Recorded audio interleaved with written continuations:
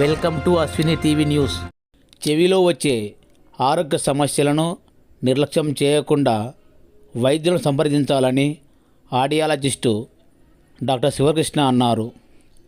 బుధవారపేటలోని Srikrishna speech and hearing సెంటర్లో 19వ వార్షికోత్సవం సందర్భంగా సిగ్నియా కంపెనీ ఆధ్వర్యంలో చెవుడు మాటలు రాని వారికి ఉచిత వైద్య శిబిరం నిర్వహించారు.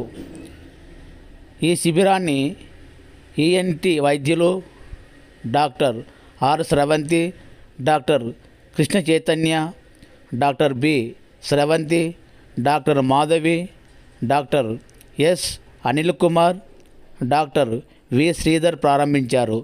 ఈ సందర్భంగా శివకృష్ణ మాట్లాడుతూ అధిక శబ్దాలు చిన్నపిల్లలకు వినకపోవడమైనా మాటలు రాకపోయినా ఆడియాలజిస్టును కలవాలన్నారు. ఈ ఉచిత వైద్య శిబిరం సోమవారం వరకు కొనసాగుతుందని ఆయన తెలిపారు.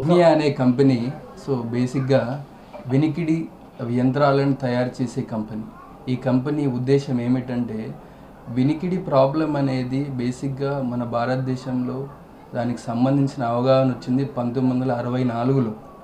1964 నుంచి మనం చూసుకుంటూ ఉంటే వేరే దేశాలతో ఈ ఒకే కంపెనీ ఈ సిఎస్ఆర్ యాక్టివిటీస్ కానీ మరియు వినికిడి యంత్రాల అవగాహన కానీ ఇప్పుడు సార్ చెప్పినట్టుగా ముఖ్య ఉద్దేశం ఏంటంటే పిల్లలు పుట్టగానే బేసిక్గా 1 రోజుల్లో 2 రోజులని మనం పరీక్ష చేయాలి. ఇది గవర్నమెంట్ తరపున కొన్ని విధాలుగా అది అవగాహన లేదు.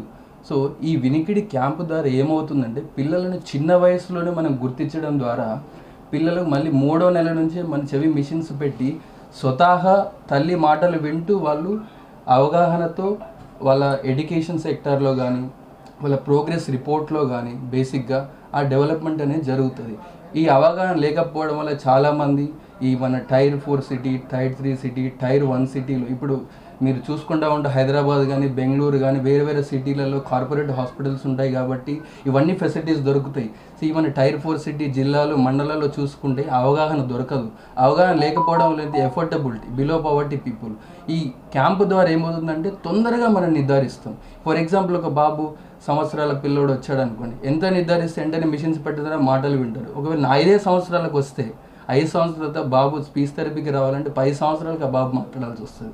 ఎంత తొందరగా గుర్తిస్తుంది దాన్ని ఏమంటే ఎర్లీ ఐడెంటిఫికేషన్ ఇలా ఉంటుంది. ఇంకొకటి ఇది చిన్నపిల్లలు. పెద్దవాళ్ళలో చూసుకుంటే ఫర్ ఎగ్జాంపుల్ వినికిడి ప్రాబ్లం మనం 30% 40 డెసిబుల్లు మనం గుర్తిస్తే వాళ్ళకి బేసిక్గా చిన్న డివైజే మనం పెట్టవచ్చు ఇన్విజిబుల్గా. దీనివల్ల ఏమవుతుందంటే వాళ్ళు మీటింగ్స్ అటెండ్ అవ్వచ్చు, ఫంక్షన్స్ అటెండ్ అవ్వచ్చు, ఇన్విజిబుల్గా సోషలైజేషన్ రోజు ఒక 40 మంది 50 మందితో మాట్లాడినా కూడా వాళ్ళు హ్యాపీగా ఉంటారు.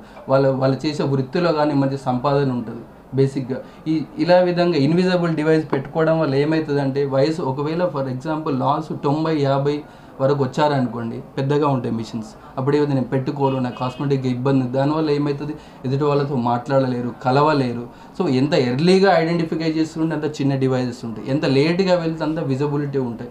ఈ విధంగా ఇంకోటి కోవిడ్ తర్వాత చాలామందికి ఒక చెవి ఇబ్బందితో చాలామంది ఉన్నారు. సాఫ్ట్వేర్ ఎంప్లాయీస్ కానీ బేసిక్గా కోవిడ్ ఇంజెక్షన్స్ ద్వారా కానీ బేసిక్గా ఆ వినికిడి ప్రాబ్లంతో ఆ సంభాషణ ఉంటుంది.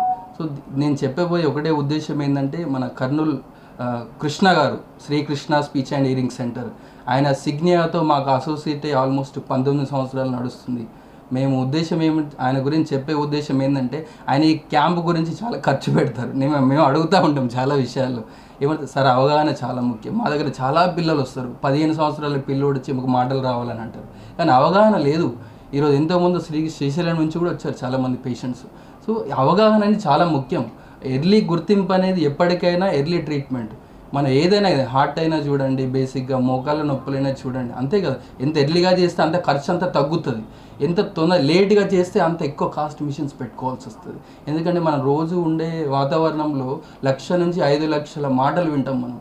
అవన్నీ పిల్లలు కూడా వినాలి. మనం విన్నట్టు ఎదుటి వాళ్ళు వినికిడి ప్రాబ్లం ఉన్న వాళ్ళు కూడా వినాలి. ఎందుకంటే ఇలాంటి మన వినికిడి తయారీ యొక్క కంపెనీ అనేది మన దేశంలో లేదు. ఇవన్నీ వేరే దేశం నుంచే వస్తాయి. సో తప్పనిసరి అలాంటి దేశం నుంచి వచ్చిన డివైజెస్ ఆయన కర్నూలులో సేవలు అందిస్తున్నారు కాబట్టి మేము సార్ని అభినందిస్తున్నాం. I am Satish Sakinala, audiologist for regional audiology for Signia. మేము కర్నూలులో గత 19 సంవత్సరాలుగా ఈ మెగా క్యాంపు ఉచిత వైద్య వినికిడి శిబిరం నిర్వహించడం జరుగుతుంది. మా ఉచిత వైద్య శిబిరం ముఖ్య ఉద్దేశం ఏంటంటే, చాలామందికి చెవుడు ఉంటే ఎవరిని చూపించుకోవాలా, ఎవరిని సంప్రదించాలా, చాలామంది అవగాహన లోపం ఉంది.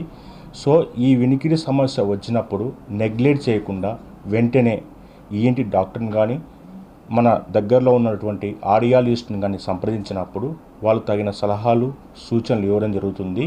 చాలామందికి వినికిడి సంబంధించి నెగ్లెక్ట్ చేయడం జరుగుతుంది. దానివల్ల కమ్యూనికేషన్ ప్రాబ్లం వస్తుంది, నలుగురిలో తిరగలేరు, అవాయిడ్ చేస్తారు. సో ఆ ఇబ్బంది లేకుండా ఉండడానికి చెవులో చీము గారుతున్నా నెగ్లెక్ట్ చేయకుండా ఏంటి డాక్టర్ని సంప్రదించండి. అదేవిధంగా చెవులో వినికిడి సంబంధించిన నెర్వస్ అనేవి ఉంటుంది, సెన్సరీ న్యూరల్ హీరింగ్ లాస్ అంటారు. ఆ నరాలు దెబ్బతింటే వెంటనే ఆడియాలజిస్ట్ని కలవండి. కలిస్తే మీకు దాంట్లో ఉన్న వినికిడి శాతాన్ని ఆడియోమెట్రీ ద్వారా ఒక వినికిడి పరీక్ష ఉంటుంది.